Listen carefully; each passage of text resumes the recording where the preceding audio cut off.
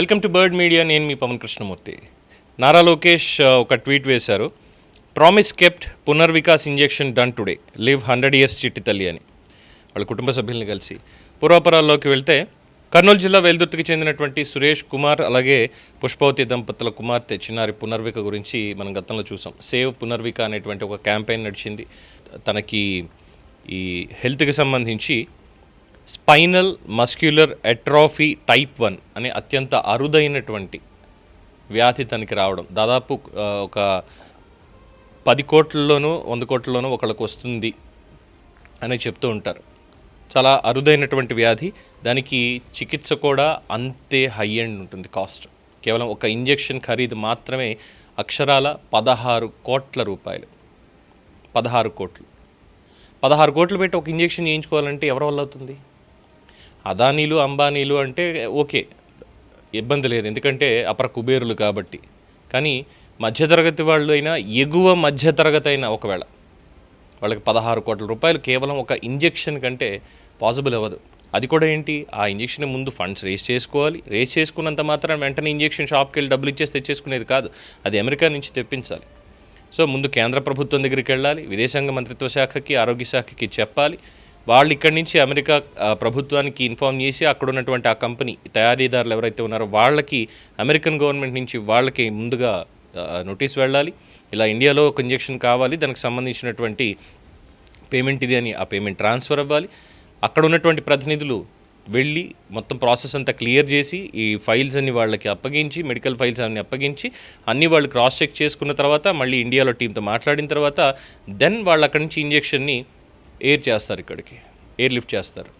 అది అమెరికాలో ఫ్లైట్ బయలుదేరాలి, ఇండియాకి రావాలి, దిగి ఆంధ్రప్రదేశ్లో ఎక్కడో కర్నూలు జిల్లాలో ఉన్నటువంటి ఆ పాప దగ్గర దాకా వెళ్ళాలి. మళ్ళీ వచ్చిన తర్వాత ఇక్కడ ఉన్నటువంటి వాళ్ళ అధికారులు దాన్ని చెక్ చేస్తారు, చేసి దానికి సంబంధించినటువంటి ప్రాసెస్, సంతకాలు ఇవన్నీ అయ్యి ఎన్ని రోజులు పడుతుంది? డెఫినెట్గా లాంగ్ ప్రాసెసే. కానీ ఈ లాంగ్ ప్రాసెస్ వల్ల ఏమవుతుందంటే ఫస్ట్ ఫండ్స్ అనేటువంటి ఇష్యూ. వాళ్ళిద్దరూ కూడా చిన్న పని చేసుకునేటువంటి కుటుంబం, చాలా చిన్న కుటుంబం. అలాంటి వాళ్ళకి అరుదైనటువంటి వ్యాధి వచ్చింది ఆ పాపకి. అండ్ దెన్ ఎలా ఉంటుందంటే ఈ కండరాలు బలహీన పడిపోయి మొత్తం అంతా శ్వాస తీసుకోవడానికి కూడా ఇబ్బంది అయిపోతుంది. అలాంటి అరుదైనటువంటి వ్యాధి వచ్చింది. సో మొత్తం అంతా కూడా ప్రయత్నించారు, అంతా అయ్యింది. దెన్ దాదాపు 10 కోట్ల రూపాయల వరకు బయట అందరూ కూడా ఫండింగ్ చేశారు. 10 రూపాయలు ఇచ్చారు, 5 రూపాయలు ఇచ్చారు. ఎవరి స్థాయిలో వాళ్ళు డొనేట్ చేస్తూనే వెళ్ళారు. అలాగ 10 కోట్ల రూపాయలు, అది కూడా తక్కువ సమయంలో అయిపోలేదు. దాదాపు ఏడాది నుంచి వాళ్ళు ప్రయత్నాలు మొదలు పెడితే ఆ నోట ఈ నోట పాకి చాలామంది సోషల్ మీడియా ఇన్ఫ్లుయెన్సర్లు వాళ్ళు కూడా సేవ్ పునర్విక అన్నటువంటి హ్యాష్ట్యాగ్ తోటి క్యాంపెయిన్స్ రన్ చేసి పాపకి ఇలా వచ్చింది, మనం అందరూ కూడా సాయపడాలని చెప్పి చేసినటువంటి దానికి 10 కోట్ల రూపాయలు కలెక్ట్ అయ్యాయి.